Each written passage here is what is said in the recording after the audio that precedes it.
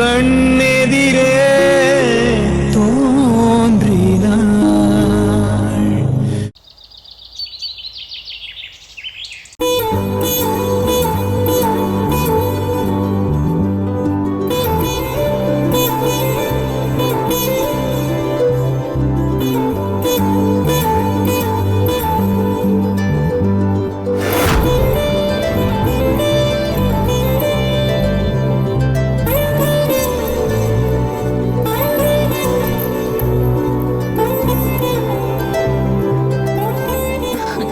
வாங்க வாங்க.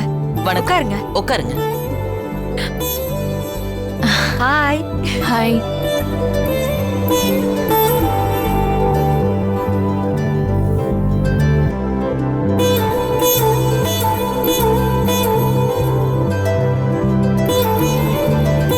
வாங்க. உங்களுக்காக தான் எல்லாரும் வெயிட் பண்ணிட்டு இருந்தோம். கவிதாவை இப்பதான் நான் ஃபர்ஸ்ட் டைமா பாக்குறேன். உண்மையிலேயே சந்தோஷ் ரொம்ப கொடுத்து வச்சவன்.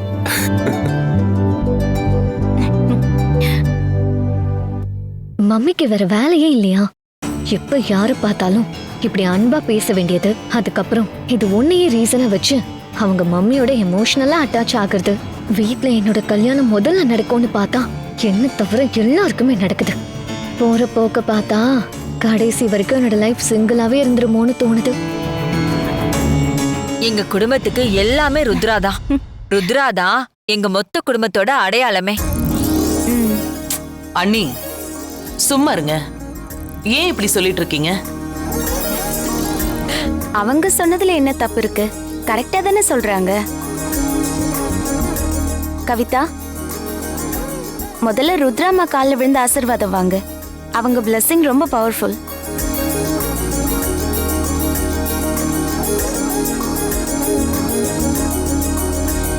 ஆசீர்வாதம் பண்ணீங்க. நல்லா இருமா.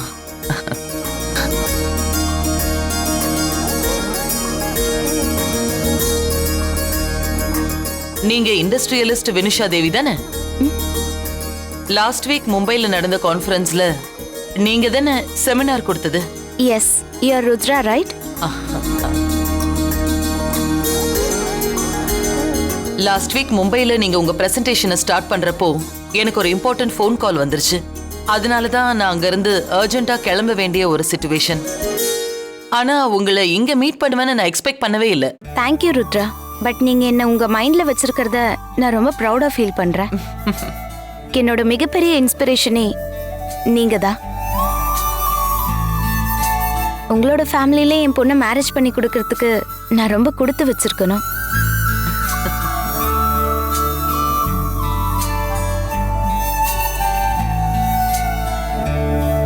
ஏற்கனவே உங்களை பத்தி நான் நிறைய ஆர்டிக்கல் படிச்சிருக்கேன், கேள்வியும் பட்டிருக்கேன்.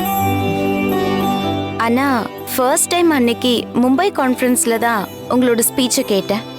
உங்களோட செமினாரையும் மோட்டிவேஷன் ஸ்பீச்சையும் கேட்டதுக்கு அப்புறம் என் லைஃப்ல இன்னும் அடுத்தடுத்து நான் பெருசா ஏதாவது பண்ணணுங்கிற கியூரியாசிட்டி தான் எனக்கு இன்க்ரீஸ் ஆச்சு. அதுக்கு மெயின் ரீசன் நீங்க மட்டும்தான் ருத்ரா.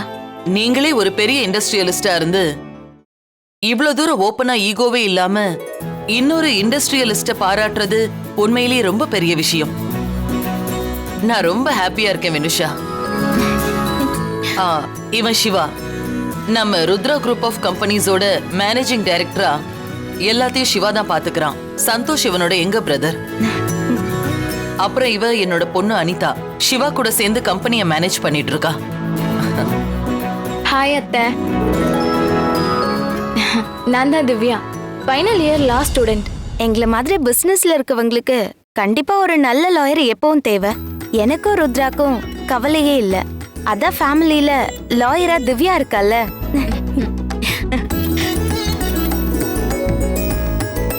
ஆண்டி, நான் ஃபேமிலி லாயர் தான், ஆனா ரொம்ப காஸ்ட்லியான லாயர். அதனால நீங்களே என்ன வேண்டான்னு சொன்னாலும் உங்களை மாதிரி பெரிய இண்டஸ்ட்ரியலிஸ்ட நான் விடவே மாட்டேன். எங்க வீட்ல திவ்யா தான் சவுண்ட் பார்ட்டி. பசங்க 2 பேரும் இருக்கிற இடம் தெரியாம இருப்பானுங்க. அதனாலதான் திவ்யா அவளோட ப்ரொஃபஷனை கரெக்டா சூஸ் பண்ணிருக்கா. இன்னைக்கு வருணோட சேர்ந்து ஒரு முக்கியமான பிளான் ஒன்று இருந்தது. இந்த டைம்ல கவிதா வேற அவங்க அம்மாவை கூட்டிட்டு வந்து முக்க போட்டுட்டு இருக்காளே.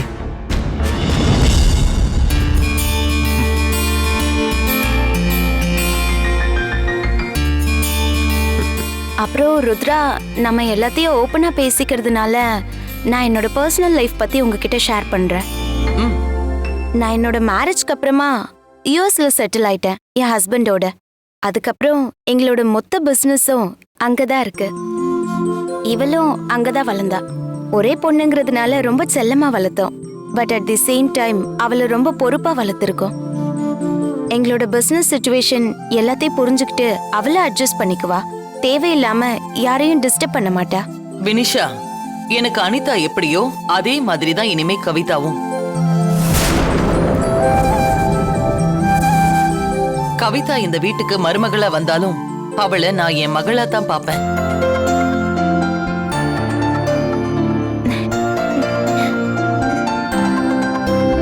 இந்த ஒரு வார்த்தை போதும் ருத்ரா. இனி நான் ரொம்ப ரிலாக்ஸ்டா இருப்பேன்.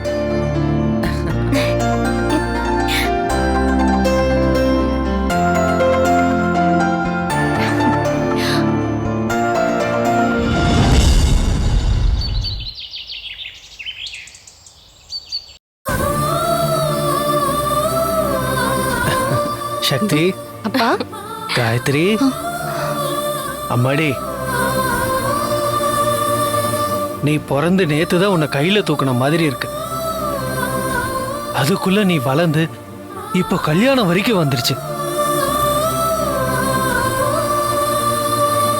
கண்ணை மூடி கண்ணை திறக்கிறதுக்குள்ள நாளெல்லாம் கடகடன்னு ஓடிடுதுமா.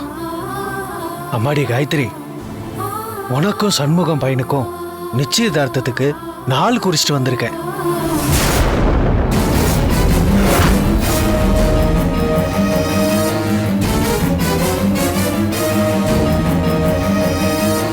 ஏங்க, இப்ப அதுக்குள்ள என்ன அவசரம்? இதுக்கெல்லாம் நேரங்காலம் பார்த்து பொறுமையா பண்ணலாம்ல. ஏற்கனவே இவ கல்யாணத்தை நினைச்சு கவலைப்படுறா. அதனால தான் இப்ப அடிக்கடி இவளுக்கு உடம்பு சரியில்லாம போகுது. அவ கல்யாணத்தை நினைச்சு ரொம்ப பயப்படுறாங்க. ஆமாப்பா, இந்த கல்யாணம் இப்போதைக்கு தேவையா? அவ ஹெல்த் கண்டிஷன் ரொம்ப மோசமா இருக்குப்பா. அவளுக்கும் உடம்பு கொஞ்சம் சரியானதுக்கு அப்புறம் இந்த பயம் பதட்டம்லாம் போனதுக்கு பிறகு நம்ம பொறுமையா காயத்ரிக்கு கல்யாணம் பண்ணி வைக்கலாம். இப்போ இவ்ளோ அவசரம் வேண்டான்னு எனக்கு தோணுது. என்ன விளையாடுறீங்களா? நான் உண்டு என் வேலை உண்டுன்னு பேசாம இருந்தவனை கூப்பிட்டு காயத்ரிக்கு காலகாலத்துல ஒரு வரன் பாருங்க, கல்யாணம் பண்ணி வைக்கணும் நீதானு சொன்ன லட்சுமி.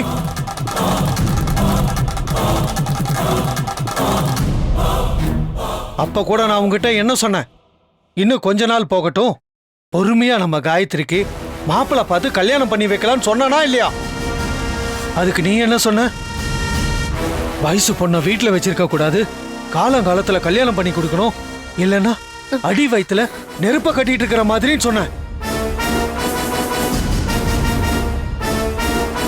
அதனால தானே நானும் போய் வரன் பார்க்க ஆரம்பிச்சேன். அப்பதான் என் ஃப்ரெண்டு சண்முகம் எனக்கு கிடைச்சான். அவன் ரொம்ப தங்கமானவன். ஒரு பைசா கூட வரதட்சணை வேண்டான்னு சொல்லிட்டான். காயத்ரிய உள்ளங்கையில வச்சு தாங்குவாங்க. காயத்ரிய கட்டிக்க போற தம்பிய வந்து பார்த்துட்டு இவளை பிடிச்சிருக்குன்னு சொல்லிட்டான். அதுக்கப்புறம் உங்களுக்கு என்ன பிரச்சனை? அப்பா, நீங்க சொல்றது கரெக்ட் தான். ஆனா காயத்ரியோட ஹெல்த் கண்டிஷன் என்ன? இப்படி ஆகும்னு நம்ம யாரும் எதிர்பார்க்கலப்பா.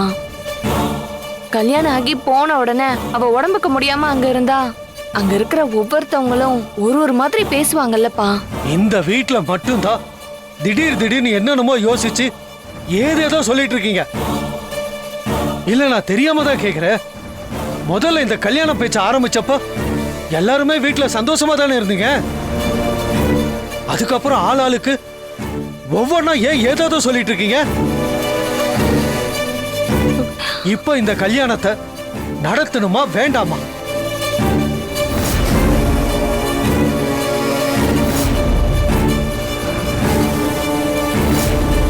காயத்ரிக்கு இந்த கல்யாணத்துல விருப்பம் இருக்கா இல்லையா? இத பாருங்க, இந்த காலத்துல ஒரு பைசா கூட வரதட்சணை இல்லாம மாப்பிள்ளை ரெடியா இருக்கிறது ரொம்ப பெரிய விஷயம்னு நீங்க தானே சொன்னீங்க. இப்ப என்னடானா வீட்ல இருக்கிற எல்லாரும் சொல்லி வச்சது மாதிரி இப்படி பேசுறீங்களே? காயத்ரி, என்னாச்சு உனக்கு? உனக்கு ஏதாவது பிரச்சனையா? ஏன் எல்லாரும் காயத்ரி பயப்படுறா? காயத்ரிக்கு உடம்பு முடியலன்னு சொல்லிட்டு இருக்காங்க. சொல்லு, என்ன பிரச்சனை உனக்கு? சொல்லு. காயத்ரி காயத்ரி, என்னாச்சு? ஏய், காயத்ரி, அம்மாடி, காயத்ரி என்னாச்சுமா? காயத்ரி காயத்ரி காயத்ரி, காயத்ரி அம்மாடி, காயத்ரி என்னாச்சுமா? காயத்ரி எந்திரி, கண்ணை திறம்மா. காயத்ரி, கண்ணை திறந்து பாரு. லட்சுமி, தண்ணி தண்ணி போய் எடுத்துட்டு வா. காயத்ரி, அம்மாடி, காயத்ரி காயத்ரி, காயத்ரி என்ன? காயத்ரி அக்கா இந்தாங்க தண்ணி. காயத்ரி காயத்ரி, காயத்ரி காயத்ரி கெடுத்துருமா? கண்ணு முடிச்சு பாரு.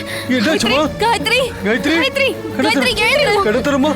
காயத்ரி, என்னடா ஆச்சு? அம்மாடி, ஏந்திரி. காயத்ரி. வா, வாம்மா. பாத்து பாத்துமா, பாத்து எந்திரி. பாத்து எழுந்திரு. மெதுவா எந்திரி, எந்திரி, எந்திரி. வா, பாத்துமா, வா, வாடா. வா.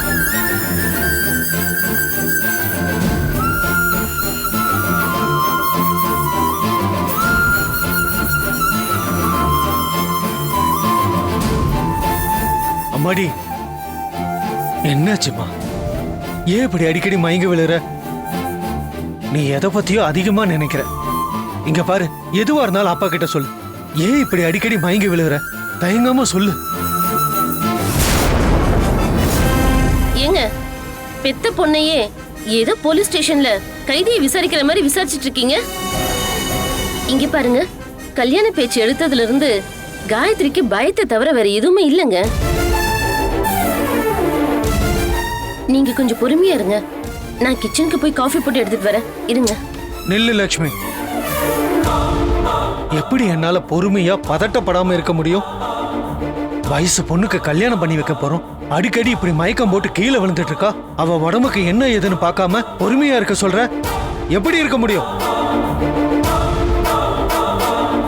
ஆமாம்மா, அப்பா கேக்குறது கரெக்ட் தானே. நேத்திக்கு இவ மயக்கம் போட்டு கீழே விழுந்தா, இன்னைக்கு என்னடானா வாமிட் எடுத்து மயக்கம் போட்டு விழுறா. எதனால வாமிட் எடுத்தா? அக்காக்கு என்ன ஆச்சுன்னே தெரியலம்மா. அது ஒண்ணும் இல்லப்பா, அவ நேத்து நைட்டு சாப்பிடல, அதனால நான் வெளியில சாப்பாடு ஆர்டர் பண்ணி கொடுத்தேன். அது அவ உடம்புக்கு ஒத்துக்கல போல, அதனால ஃபுட் பாய்சன் ஆயிருக்கும்னு நினைக்கிறேன்.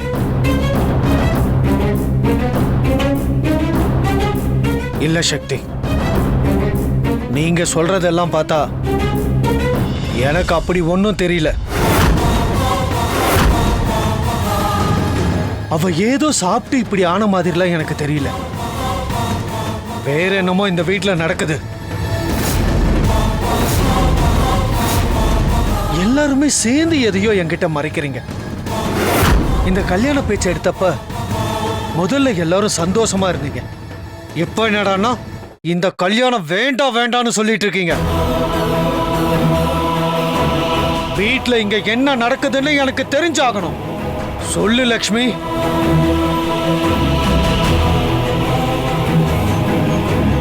அப்பா, அதெல்லாம் ஒண்ணும் இல்லப்பா. நான் சொல்றத கொஞ்சம் பொறுமையா கேளுங்க. இல்ல, எனக்கு இப்ப இங்க என்ன நடக்குதுன்னு தெரிஞ்சாகணும். அப்பா, அதெல்லாம் ஒண்ணும் இல்லப்பா. லக்ஷ்மி, நான் உன்னதான் கேக்குறேன். இங்க என்ன நடந்துட்டு இருக்கு? நீங்க முதல்ல ஏன் இவ்வளவு பதட்டமா இருக்கீங்க? டென்ஷன் ஆகாதீங்க, கொஞ்சம் அமைதியா இல்ல, எல்லாரும் சேர்ந்து ஏதோ ஒரு விஷயத்த என்கிட்ட மறைச்சிட்டு இருக்கீங்க. என்னங்க? இத்தனை வருஷ வாழ்க்கையில இது கூட தெரியாத முட்டாள் கிடையாது நானு. எதுவா இருந்தாலும் தயவு செஞ்சு என்கிட்ட உண்மையை சொல்லு. சொல்லு லக்ஷ்மி. கொஞ்சம் அமைதியா இருங்க. சொல்ல மாட்ட? நீ சொல்ல மாட்ட? யாரும் சொல்ல மாட்டீங்களா? என்னங்க சொல்ல மாட்டீங்களா? சொல்லுங்க, சொல்ல மாட்டீங்களா?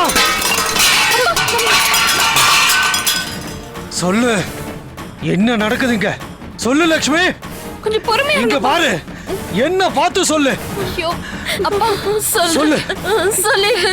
ஐயோ அம்மா.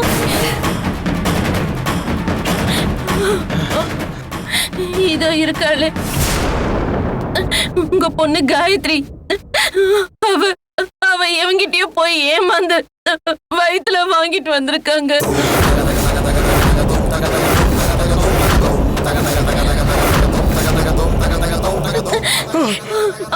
என்னங்க என்னங்க என்னங்க என்னாச்சு? அப்பா என்னாச்சு?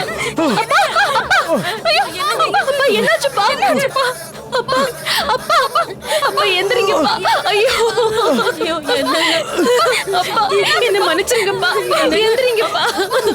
என்ன லக்ஷ்மி சொல்ற?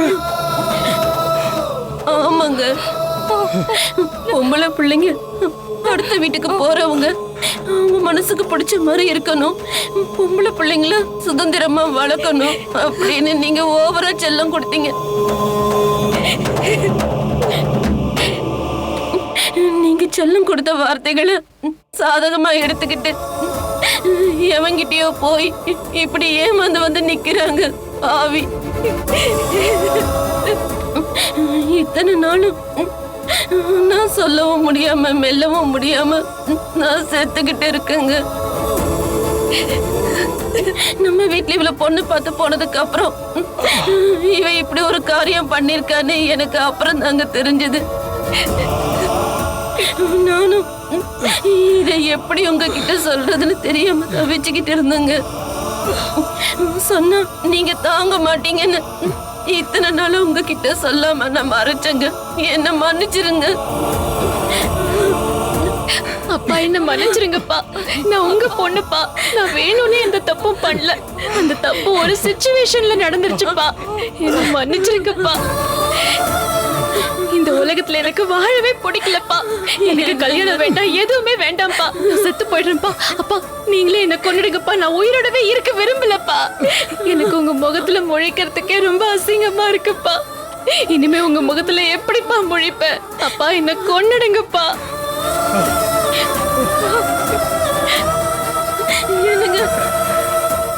எவ்வளவு பெரிய காரியம் பண்ணிருக்காங்க. மொத்த குடும்பமும் சேர்த்து என்கிட்ட மறைச்சிருக்கீங்கல்ல. அப்புறம் நான் எதுக்கு இந்த வீட்டுல உங்களுக்கு? ஐயோ அப்படிலாம் பேசாதீங்க. இந்த விஷயம் தெரிஞ்சா நீங்க உடைஞ்சு போயிருவீங்க. உங்களால தாங்கிக்க முடியாதுன்னு தான் நான் சொல்லல. இதை கேட்டு எங்களாலே நார்மலா இருக்க முடியல. நீங்க எப்படிங்க நிம்மதியா இருப்பீங்க? இப்பதான் ஒவ்வொரு பிரச்சனையில இருந்து மீண்டு வந்திருக்கோன்னு நினைச்சேன். இந்த நேரத்துல போய் இத உங்ககிட்ட சொன்னா உங்களால தாங்க முடியாதுங்கிற ஒரே காரணத்துக்காக தான் உங்ககிட்ட இதை மறைச்சங்க. என்ன மன்னிச்சிடுங்க.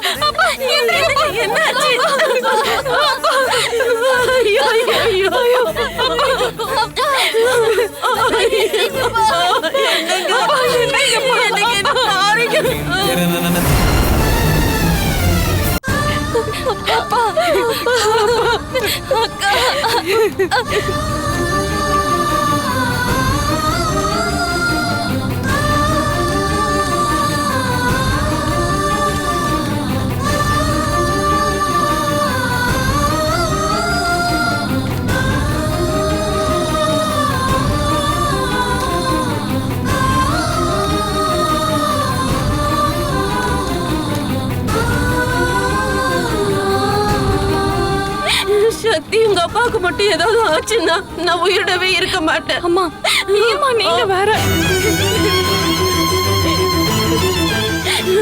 ஏங்க என்ன கண்ணை திறந்து பாருங்க. ஏங்க ப்ளீஸ் பா, என்ன மன்னிச்சிருங்கப்பா. அப்பா அப்பா கண்ணை திறந்து பாருங்கப்பா. அப்பா கண்ணை திறந்து பாருங்கப்பா. அப்பா ப்ளீஸ் பா, எங்களை பாருங்கப்பா. அப்பா உங்களுக்கு ஒண்ணும் இல்லப்பா. ஐயோ உங்களுக்கு ஒண்ணும் ஆகாது. அப்பா கண்ணை திறந்து பாருங்கப்பா. என்ன மன்னிச்சிருங்கப்பா. அப்பா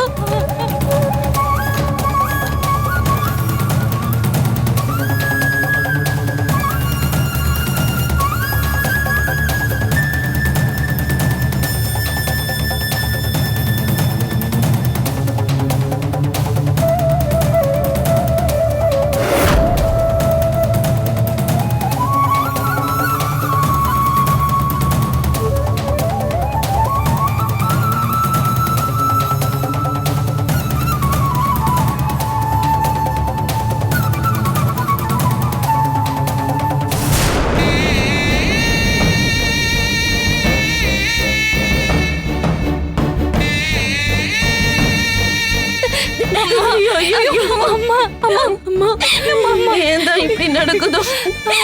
என் வாழ்க்கையே போச்சு.